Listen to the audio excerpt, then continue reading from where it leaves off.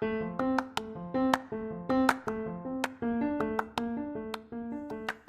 you, welcome to Sacrilegious Discourse. I'm husband. I'm wife. And together we're reading the Bible. Starting with Genesis and eventually ending with Revelations, we're working through every book and offering our atheist 2 cents. Or shekels. Yeah, those. We're asking questions and pointing out all the nonsense. We aren't academics or scholars. Nope. In fact, when it comes to religion, we really don't know anything at all. What we've learned so far is that God's a dick. Oh, he really is, isn't he?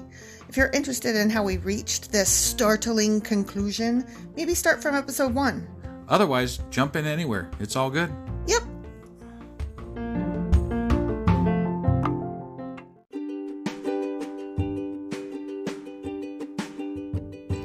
Hey wife, we just got a new sponsor. It's Anchor. They must think we're doing something right because they picked us back up. That's amazing. Want to hear something even more amazing? Yeah? I actually know what they are. You are full of shit. I'm calling your bluff. Tell me about Anchor. Okay, so Anchor by Spotify is the easiest way to make a podcast with everything you need all in one place. I'm actually surprised you knew that, but did you also know that Anchor has tools that allow you to record and edit your podcast right from your phone or computer? Yes, because I see you do that on your phone all the time and it looks pretty simple. It really is, and when hosting on Anchor, you can distribute your podcast on listening platforms like Spotify and Apple Podcasts. But I use CastBox. Yeah, darling, I know you like CastBox. It gets distributed there too, and lots of other platforms as well. And how much are we paying for this awesome service? Absolutely nothing. Coolio! So then we should tell people to download the Anchor app or go to anchor.fm to get started? Yep, do it now.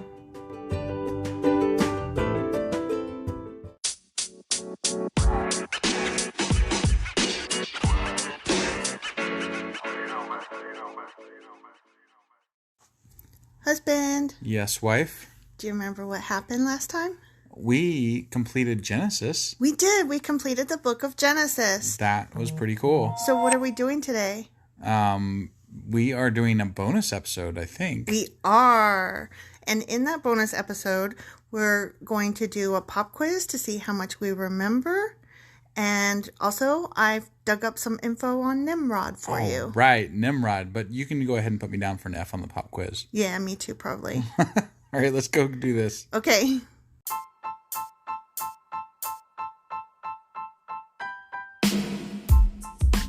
Hey, wife. Yes, husband. Did you know that we are now on Patreon? Yes, because you told me, but also, no, tell me more. So we're on Patreon now. Are we? We are, and our supporters can go there and support us, and we have multiple levels all the way up to You Killed God. That sounds really drastic and escalated quickly-ish. Well, no, there's multiple levels before there, so it escalates on a sliding scale of, cheap to not cheap. Oh. But, we can definitely use any amount, so, any support is always appreciated. So what exactly is Patreon? It's a place where you can show your support for our podcast. And just our podcast? Any podcast or any performer. But, we're the ones that, you're listening to right now. So maybe you should, support us. That'd be awesome. That would be awesome. But we love you anyway. So all you got to do is go to Patreon, look up Sacrilegious Discourse. It's actually patreon.com/sacrilegious discourse is our actual main page there. So head on over and send us some love. Yeah. Hey. Yeah. So, just in case we forgot what happened in Genesis. You know I did. Right. Here is a very, very, very brief and quick and not at all helpful summary of the entire book of Genesis. Okay. Okay? Does it go like rape, death? Oh, wait, no. It started death, rape. You left incest out. And then Joseph. Full of slavery. Oh, yeah, that too. Yeah. Okay. Yeah. No, this is from Spark Notes. Ready? Okay. Genesis, the first book of the Bible, opens with God's creation of the world. The perfect world falls into evil when humans disobey God and the human population divides into separate nations and languages. After many generations, God speaks to a man named Abraham. God makes a promise or covenant with Abraham to make his descendants into a great nation and to give them a great land. Abraham shows strong faith in God, and God seals his promise with a number of signs and tests. This special covenant with God passes on to Abraham's son Isaac and to his grandson Jacob. Together they represent the patriarchs or fathers of the Israelite people. Jacob's 12 sons moved to Egypt after the youngest brother Joseph miraculously becomes a high official in Egypt. That leaves out so much. But I thought it was a fun summary of the whole thing. The Bible probably would have looked better if they would have gone with something like that. Right? That's what I was thinking. Okay, so do you remember better now everything that happened? Sure. I don't. Here we go with the pop quiz. Okay. Yep. And I don't have the answers. Like, the answers are... Like, I don't have access to them. So I'm being quizzed along with you. Okay. Okay? All right. Genesis begins with the story of creation. Which is the correct order of creation according to Genesis? Is this multiple choice? Yeah. Okay. Light, sky, birds and fish, animals and man, earth and plants, or heavenly lights? No. Light, sky, birds and fish, earth and plants, heavenly lights, animals and man. Maybe. Light, sky, earth and plants, heavenly lights, birds and fish, animals and man. They all sound the same. Sounds pretty good too. Okay, here's the last one. Okay. Light, heavenly lights, sky, birds and fish, earth and plants, animals and man. I'll be honest, my brain can't follow. There's too many, right? I'm going to go with option number 3, though. Okay. We'll find out after we're done how we did. We got to wait till we're done? Yeah. Okay, number 2. God created Adam first, then Eve to be his wife and helper. How was Eve, the first woman, created? A. God created her from the ground of the clay. Nope. From the clay of the ground, not the ground of the clay. God created her from one of Adam's ribs. Yeah. Adam wished for a helper, and God sent Eve into the Garden of Eden. Incorrect. The serpent created her and filled her with evil thoughts. That'd be really fun, but no. I know. So it's B. It's B. Okay. I mean, that's what I would guess too. Right. God placed Adam and Eve in the Garden of Eden and told them they could eat of anything except one forbidden fruit. Which fruit did God tell Adam and Eve they must not eat? A. This is such a difficult question, right? Right? A. From the apple tree. B. Fruit from the tree in the middle of the garden. C. Fruit from the pomegranate tree. D. Fermented grapes from the vine. Oh, fermented grapes from the vine. Damn. No, it's the apple. Yeah. The B. The middle of the garden, isn't it? No, it's the apple tree. No, it was from the tree in the middle of the garden. Oh, okay. I think. Well, then let's go with it. Okay. Why is there a thing, though, about eating apples, then? I don't know. Okay. Okay. Of course they ate the forbidden fruit anyway. I'm having problems. Number 4. Of course they ate the forbidden fruit anyway. What was Eve's excuse when confronted by God? A. The serpent deceived me and I ate. Yeah. B. My husband gave me some fruit from the tree and I ate it. No. No, that was Adam's excuse. Right. C. The devil made me do it. That's humanity's excuse. Yeah, exactly. D. The serpent promised me knowledge of good and evil if I ate. I think it was the first one, deceived. I think so too, but the last one is true. That is what happened. But I'm going to go with she was deceived. Yeah, I think she said, I was deceived. 5. God was angry when he found out Adam and Eve had eaten the forbidden fruit, and he drove them out of the Garden of Eden. Yep. How did God make sure they would not return and eat from the tree of life? A. He built a tall wall around the garden. B. He drove Adam and Eve so far away that they could never find their way back. C. He placed a curse on the garden so that anyone who entered would surely die. Jeez. D. He placed cherubim and a flaming sword to guard the way. That one. Because we watched the show Lucifer. Well, and, we read Genesis. So. Oh, yeah, that too. Adam and Eve had sons Cain and Abel. Each brother gave God an offering from the fruits of his labor. God looked with favor on Abel's offering, but not on Cain's. As a result, Cain became jealous and murdered his brother Abel. What was Cain's occupation? I believe he was a shepherd, wasn't he? I think so. The choices are farmer, hunter, goat keeper, shepherd. Shepherd. 7. What was Cain's punishment for the murder of Abel? A. He was put to death. No. No. B. He was banished to the land of Canaan. He was banished to somewhere, but I don't think it was the land of Canaan. Maybe it was. I don't know. C. He was banned from his occupation and made a restless wanderer on the earth. That might be true. I think that was it. He was banned from the Garden of Eden. No, he was never in the Garden of Eden. I'm going to go with option C there. Same. Number 8. After many years, the people of earth became corrupt and full of violence. Of all the people on earth, only Noah and his family were righteous. So God said to Noah, I am going to put an end to all people, for the earth is filled with violence because of them. Noah had 3 sons. Which one of these was not one of his sons? Oh, I'm so bad at these. What? Oh. I'm going to give you 4 names, and you tell me which one is not his son. Okay, all right. Enos, Japheth, Ham, Shem. It was the first one. Enos. Are you sure? Yeah. Okay. Because I remember the other ones. Well, I know Ham and Shem are his sons. For some reason, I thought okay, whatever. I'm almost certain. I'm going with you on that one because I don't know. Number 9. God decided to flood the whole earth and told Noah to build an ark of wood to hold himself... Dick. to hold himself, his wife, his sons, and their wives. He was also to take a pair, male and female, of each animal on the ark to save them from the flood and repopulate the earth. How many decks did the ark have? Oh, shit. Yeah, I don't remember that. I don't remember that at all. The what choices are 2, 3, 4, and 7. Let's go with 7. Yeah, let's do that. Because, I mean, to hold all the animals, come on, Sure. you gotta have 7 decks, right? I have no idea. And they like 7. 3, well, they like 3 too. So, it's gotta be 3 or 7. You want to go with 7 or 3? Let's go with 7. Okay. Number 10.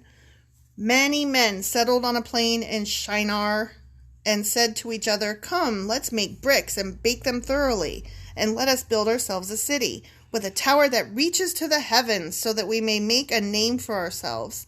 So they began constructing the Tower of Babel. However, God was not pleased with these arrogant men who wanted to build a tower to heaven and be like gods themselves. What did God do to punish them? He scattered them all and made them talk different languages and shit. I know, right? Yeah. Okay, let's see which of the choices that matches. A. He destroyed the city in a storm of fire and brimstone. B. He confused their language and scattered them over the face of the earth. That one. C. He destroyed the tower with a tremendous bolt of lightning. D. He sent a plague of locusts into the city. Nope, it was B. It was B. Okay. Let's see how we did. Oh, we get to find out now. Yeah, we got number 1 correct. Genesis begins with a story of creation, which is the correct order of creation according to Genesis. Light, sky, earth Okay. heavenly lights, birds and fish, animals and men. Yay. Number 2, we got this one right. God created Adam first, then Eve to be his wife and helper. How was Eve the first woman created? God created her from one of Adam's ribs. Awesome. Yay. Number 3, we got correct. Wow, we're doing good. We're doing so good. God placed Adam and Eve in the Garden of Eden and told them that they could eat of anything except one forbidden fruit. Which fruit did God tell Adam and Eve they must not eat? Fruit from the tree in the middle of the garden. You were right. I was wrong. Yep. We call it an apple tree today, but we don't really know what kind of tree it was. Got it. So that's why I went with that one. Okay. I was right. Everybody mark that down that my husband also said that I was right. It's hard to knock out, years of conditioning that it was an apple. She ate the apple. She ate the apple. Number 4, we got this one correct as well. All right. Of course, they ate the forbidden fruit anyway. What was Eve's excuse when confronted by God? The serpent deceived me and I ate. Mm-hmm. Yep. Damn serpent. Dang, we got number 5 correct as well. Wow. God was angry when he found out Adam and Eve had eaten the forbidden fruit, and he drove them out of the Garden of Eden. How did God make sure they would not return and eat from the tree of life? Well, that was an easy one, though. He placed cherubim and a flaming sword to guard the way. I mean, how can you forget about a giant flaming sword guarding the entrance, Especially if you watch the show Lucifer. I mean, it was like the entire premise of one of the seasons is that they were trying to find the flaming sword. So, oh, well, yeah. Uh-oh, we got number 6 wrong. Oh, shit. Damn it. Adam and Eve had sons Cain and Abel. Each brother gave God an offering from the fruits of his labor. God looked with favor on Abel's offering, but not on Cain's. As a result, Cain became jealous and murdered his brother Abel. What was Cain's occupation? I should have remembered because I made a joke at the time how God was a vegan and liked all the fruits and veggies because he made all the stuff first. And then I was like, and then I even said that Cain must have been jealous of Abel because he got the sweet job, the shepherd job. Yeah. And I screwed that one up. And I thought about that right after I answered it, and I was like, oh, I might have messed that up. We could have changed it, You should have spoken up. We got to get something wrong. We do, because it's not like we're Bible pros. Right. So we chose shepherd, but the correct answer was farmer. Got it. Number 7. What was Cain's punishment for the murder of Abel? We got this one right. Yay. He was banned from his occupation and made a restless wanderer on the earth. Yay, us. We got number 8 right. Awesome. After many years, the people of earth became corrupt and full of violence. Of all the people on earth, only Noah and his family were righteous. So God said to Noah, I'm going to put an end to all people, for the earth is filled with violence because of them. Noah had 3 sons.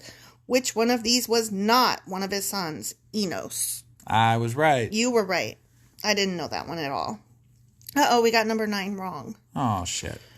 God decided to flood the whole earth and told Noah to build an ark of wood to hold himself, his wife, his sons, and their wives. He was also to take a pair, male and female, of each animal on the ark to save them from the flood and repopulate the earth. How many decks did the ark have? The correct answer was 3. See, I knew it was 3 or 7. Yep.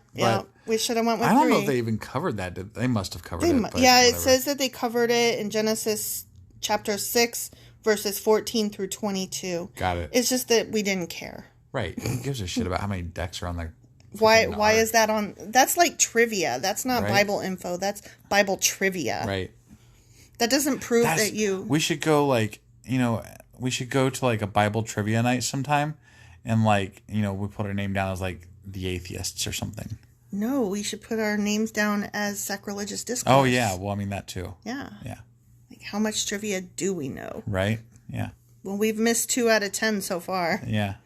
So not a lot. Right. But we'd probably be pretty good. We would be average, maybe. I'd say we'd be better than average. Okay. I'd say if we read the whole Bible, yeah, we will be better than average. Okay. I would think. Maybe. I don't know. Number 10. We got this one right. Many men settled on a plain in Shinar and said to each other, Come, let's make bricks and bake them thoroughly, and let us build ourselves a city with a tower that reaches to the heavens, so that we may make a name for ourselves. So they began constructing the Tower of Babel. However, God was not pleased with these arrogant men who wanted to build a tower to heaven and be like gods themselves. What did God do to punish them? We knew this one before we even saw the choices. Right. He confused their language and scattered them over the face of the earth. Okay. That's correct. We got an 80%. I mean, that's not bad. That's not bad. It's not failing. No, we did good. All right. Well, now we're going to go learn about Nimrod because I'm really excited about this. Yep, we are going to go learn about Nimrod. All right, let's go find out about Nimrod. Okay.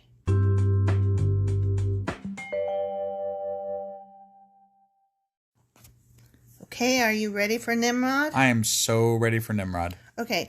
I'm going to read from 2 separate sources, the first of which is chabad.org. Okay. And I might be mispronouncing that. The reason that this matters is because this one is Jewish history. And just in case you don't know, my love, Genesis is not just the first book of the Bible, it's the first book in the Pentateuch, which is the first 5 books of the Bible. Right. And those 5 books, the Pentateuch, are also the first part of the Jewish Bible. You and I had talked about that at some point. Not on the podcast, but yeah. Right. I just wanted to make sure you knew that's why I'm reading from a Jewish source. Okay. Like, it actually matters. Right. Okay. So, this is about Nimrod and Abraham, who were 2 rivals.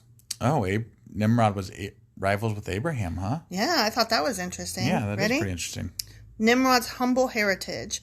Nimrod, the mighty hunter, was one of the sons of Cush. Wait. Wasn't Abraham the guy that wrestled somebody in the desert or something? In his hip. I wonder if that was Nimrod. Could have been. I don't know. Sorry. We mentioned it at the time when... Right, yeah. Like, I kind of funny. joked about it, so... Yeah, I don't know. Okay, sorry. Nimrod, the mighty hunter, was one of the sons of Cush. Cush was born of Cush was the son of Ham, the lowest and least important of Noah's 3 sons. Oh, yeah. Nimrod came from a line which was cursed by Noah. Cursed be Canaan, a slave of slaves shall he be unto his brothers. I remember that kind of. Yeah. Do you remember why? Because they found him drunk in the. Remember, like, they walked in on him naked, drunk in his tent or something like that. But and then, I thought that the boys found Noah drunk in his tent and naked. Yeah, and then he cursed his grandsons. Oh, remember? Because he's a dick. Yeah, and that was okay. So that was. Okay. Yeah. That was what that's from. I forgot about that. Right. Okay.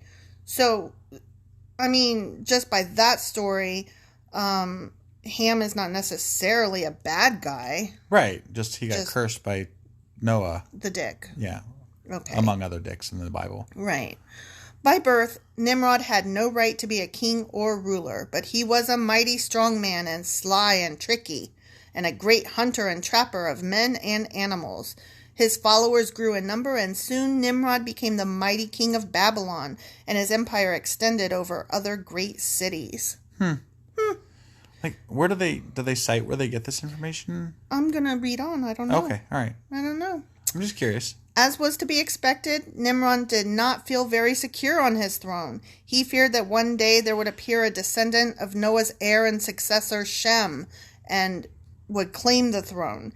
He was determined to have no challenger. Some of Shem's descendants had already been forced to leave that land and build their own cities and empires.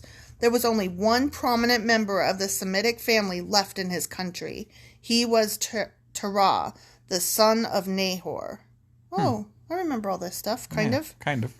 Terah was the 8th generation removed in a direct line of descendants from Shem.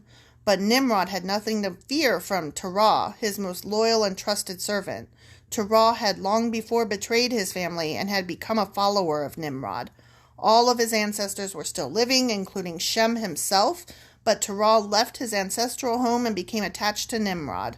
Terah, who should have been the master, and Nimrod, his slave, became the slave of Nimrod. Like the other people in that country, Terah believed that Nimrod received his kingdom as a gift from the gods and was himself a god. Terah was prepared to serve Nimrod with all his heart. Indeed, he proved himself a very loyal and useful servant. Nimrod entrusted into his hands the command of his armies and made Terah the highest minister in his land. This is so interesting. This was not in the Bible. No, definitely not. Terah was short of nothing but a wife, so he found himself a wife whose name was Amethli. Something. Amathli. I like that. Amathli. Okay. They looked forward to raising a large family, but they were not blessed with any children. The years flew by, and Terah still had no son. His father was only 29 years old when he, Terah, was born, but Terah was getting closer to 70 than to 30, and yet there was no son. He prayed to Nimrod and to his idols to bless him with a son, but his prayers were not answered.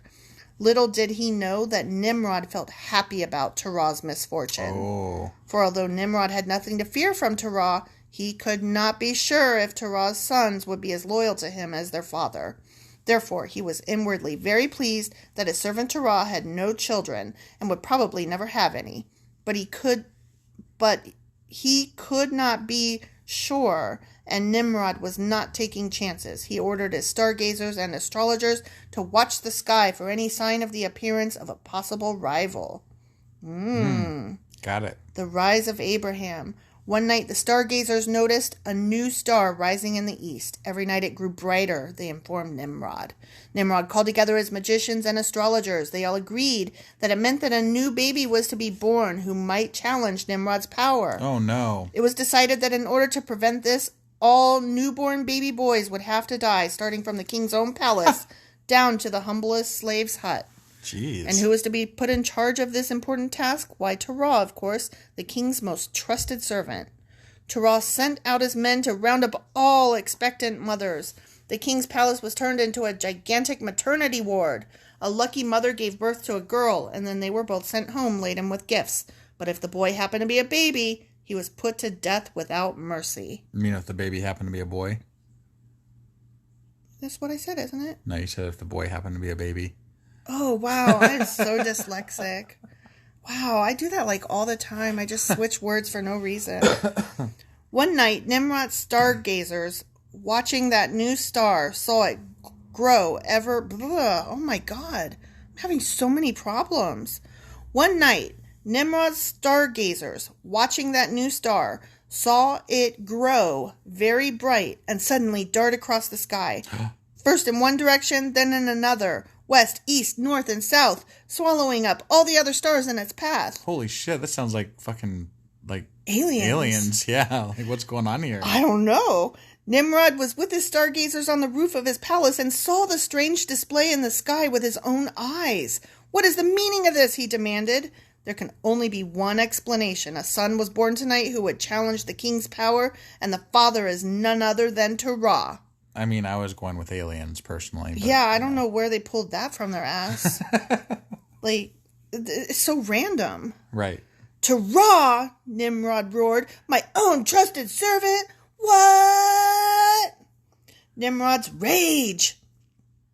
Nimrod had never given a thought to Terah as becoming a father at the age of 70. However, if he did become a father, he would surely be glad to offer his firstborn son to his king and God. Nimrod dispatched a messenger to Terah at once, ordering him to appear together with his newly born son. That night, Terah and his wife Amethle, I forgot, what did I say? I don't remember. I'm going to call her Amy. That night, Terah and his wife Amy had indeed become the happy parents of a baby boy who brought a great light and radiance into their home. Terah had hoped it would be a girl and he would have no terrible decision to make. Now he could not think of giving up this lovely baby, born to him at his old age after such longing. He had managed to keep his wife's expectancy a secret. None of his servants knew about the birth of his son. There was a secret passage leading from his palace to a cave in the field. He took the baby to that cave and left it there. As he was returning to the palace, past the servants' quarters, he suddenly heard the cry of a baby. What good fortune! Terah cried. It so happened that one of his servants had given birth to a boy about the same time as his own son was born. I see where this was going. Right. Terah took the baby and put him in silk swaddling and handed him to his wife to nurse. Just then the king's messenger arrived. Yeah, whew, they're just going to kill this baby. Right. Cool. When Terah, with the baby in his arms, appeared before Nimrod, Terah declared, I was just about to bring my son to you when your messenger came. Nimrod thought it was mighty loyal of Terah to give up his only son, born to him in his old age. Little did he know that it was not Terah's son who was brought to die, but a servant's. Abraham emerges. For 3 years, little Abraham remained in the cave where he did not know day from night. Then he came out of the cave and saw the bright sun in the sky and thought that it was God who had created the heaven and the earth and him too. But in the evening the sun went down and the moon rose in the sky, surrounded by myriads of stars. This must be God, Abraham decided. But the moon too disappeared and the sun reappeared, and Abraham decided that there must be a God who rules over the sun and the moon and the stars and the whole world. And so, from the age of 3 years and on, Abraham knew that there was only one God, and he was resolved to pray to him and worship him alone. A life full of many and great adventures began for Abraham, some of which we have already related to you in our talks of past years. When he was born, he was actually Abram, though. Yeah.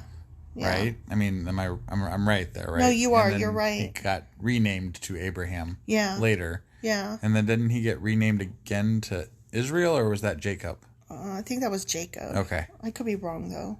I don't know. There's so much renaming. I can't remember who got renamed what exactly. But I know he at least got renamed to Abraham after he was Abram. So that's the end of that little section. I just thought that was really interesting. Yeah. And so, yeah, I think it was maybe Nimrod that it challenged Abraham later. It seems like it. I mean, like, that makes a little bit... That could make sense. Yeah. And I'm sure there's more history there, but I don't know, Yeah.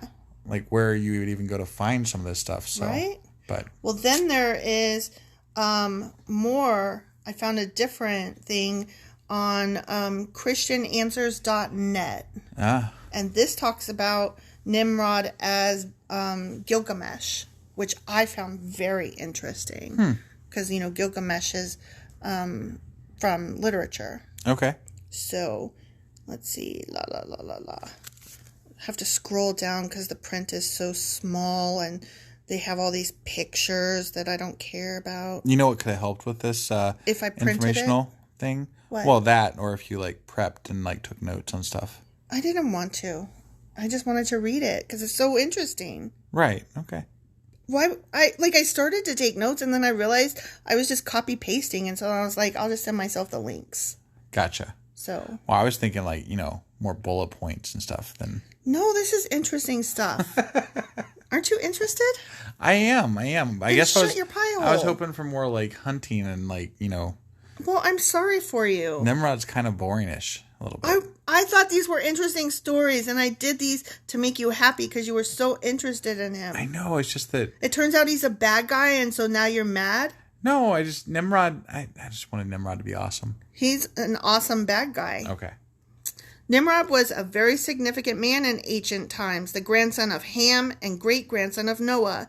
Nimrod started his kingdom at Babylon. Babylon later reached its zenith under Nebuchadnezzar. Oh, I know that name, yeah. The only reason that I know that name is because it was the name of the ship in The Matrix. Yeah. That's the first time I ever heard that name. And then when I found out it was from the Bible, I was like, cool. Okay. La, la, la, la, la.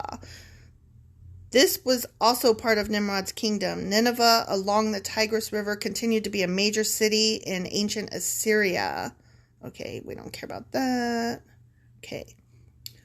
Often attributed to Nimrod, the Tower of Babel was not a jack-and-the-beanstalk type of construction where people were trying to build a structure to get into heaven. Instead, it is best understood as an ancient ziggurat. Do you know what a ziggurat is? No, I do not. I learned about these in 5th grade from Mr. Wilkins. And I remember him, and it was interesting. The end. So why don't you inform us then? A ziggurat was a man-made structure with a temple at its top, built to worship the host of heaven. Okay.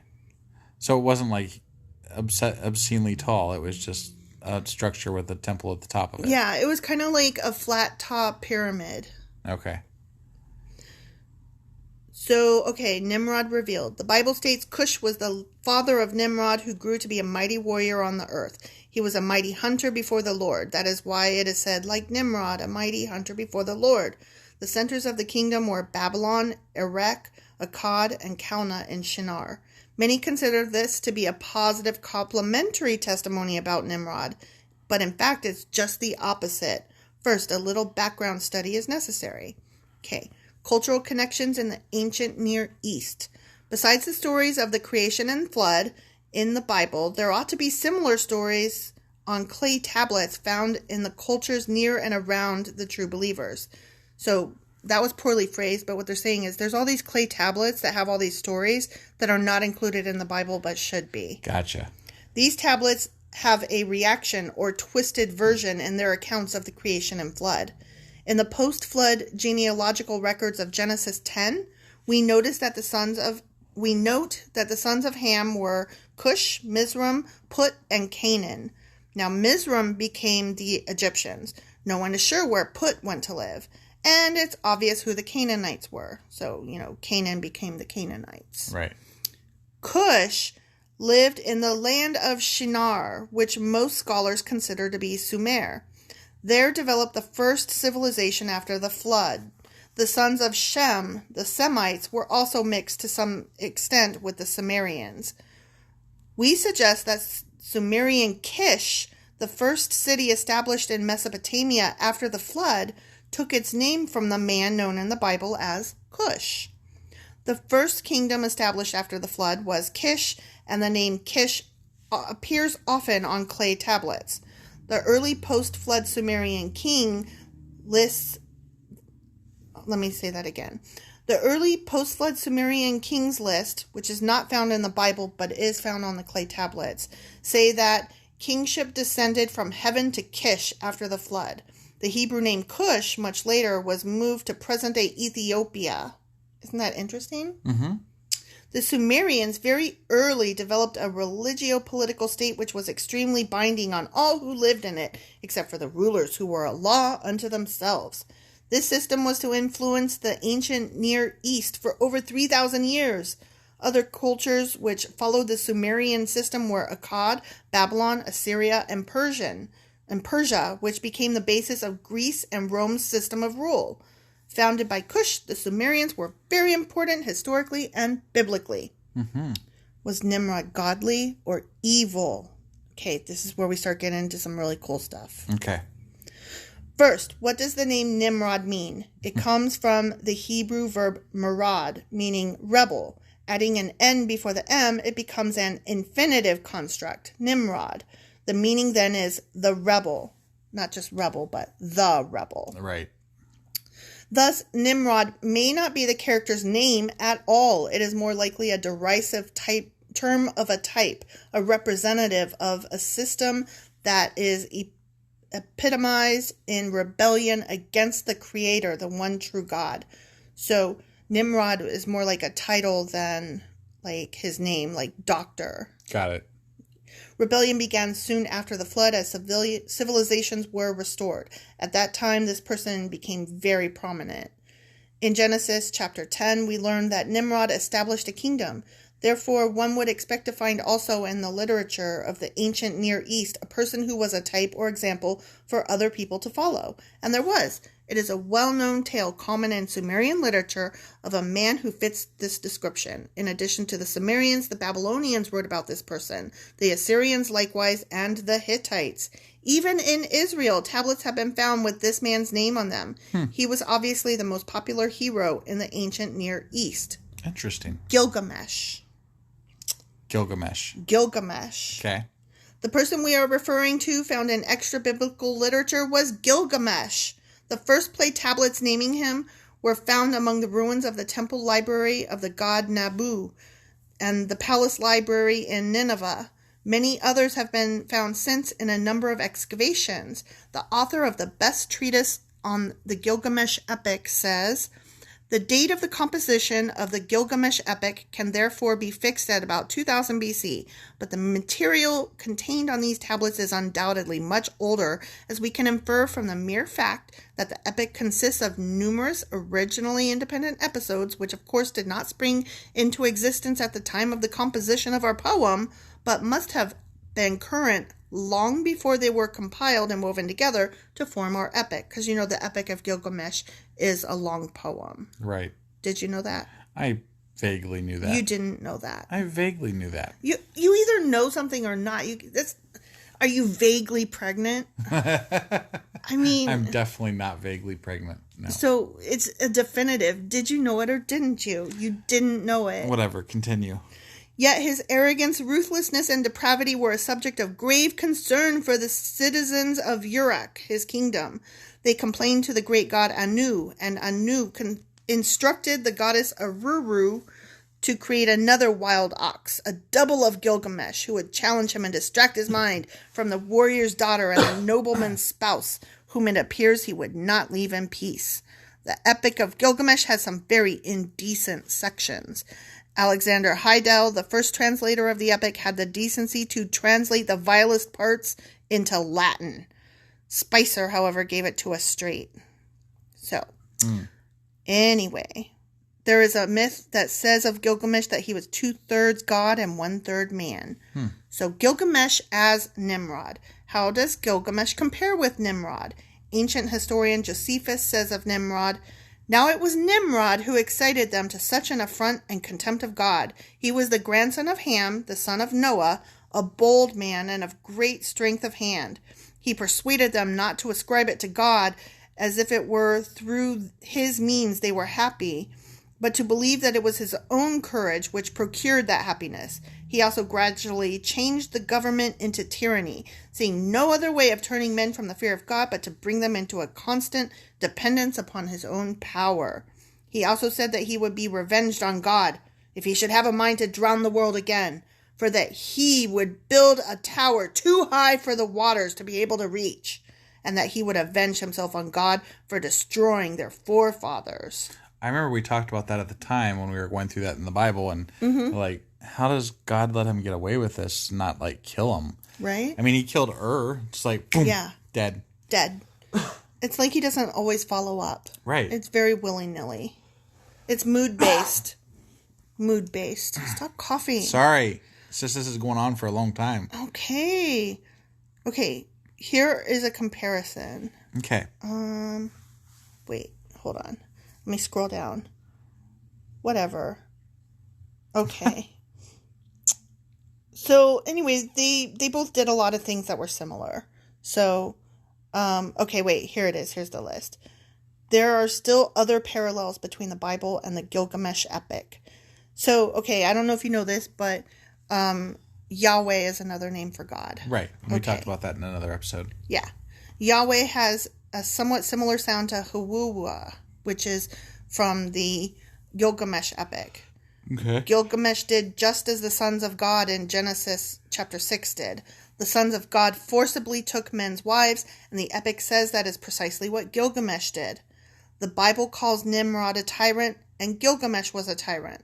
There was a flood in the Bible, and there is a flood in the Epic of Gilgamesh. Cush is mentioned in the Bible, Kish in the epic. Erech is mentioned in Scripture. Urek was Gilgamesh's city. Gilgamesh made a trip to see the survivor of the flood. This was more likely Ham than Noah, since Nimrod was Ham's grandson. Right.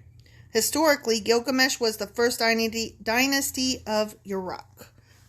As Jacobson points out, blah, blah, blah, research, etc. Kings before Gilgamesh may be fictional, but not likely. The fact that the Gilgamesh epic also contains the deluge story would indicate a close link with events immediately following the flood. A few years ago, one would have strongly doubted his historical existence. We now have the certitude that the time of Gilgamesh corresponds to the earliest period of Mesopotamian history.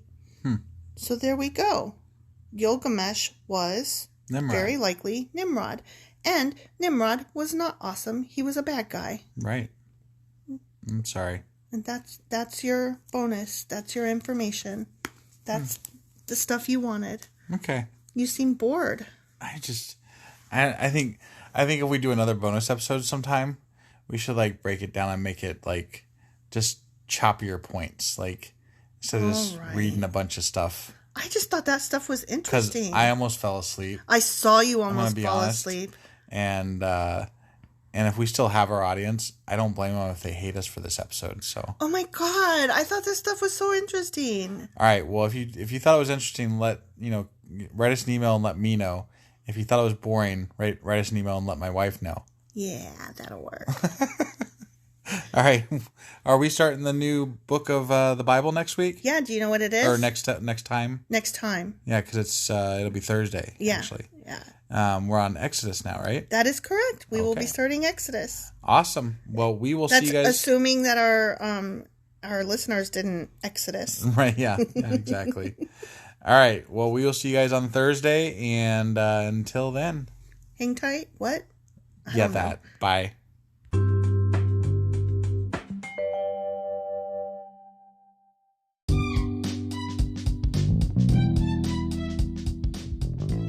Husband. Yes, wife.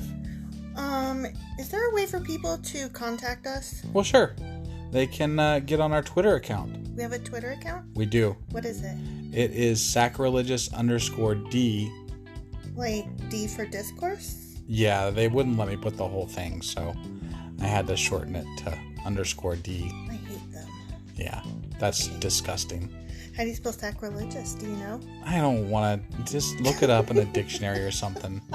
I don't want to do that right now. You know why? Sacrilegious_D. Okay? Because you messed it up and I made you fix it. That's why. Yeah.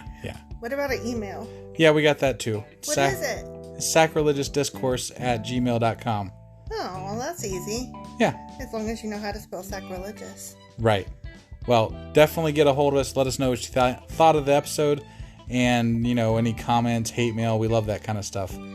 Also, you could answer some questions that we leave throughout, or correct my pronunciations. Yeah, which are probably please. Bad, wrong, and horrible. Because we suck sometimes. Absolutely. Oh, also, if you like this shit or whatnot, give us a like on your podcasting app and stuff, or even leave a comment or something. That would be awesome. That would be awesome. Goodbye.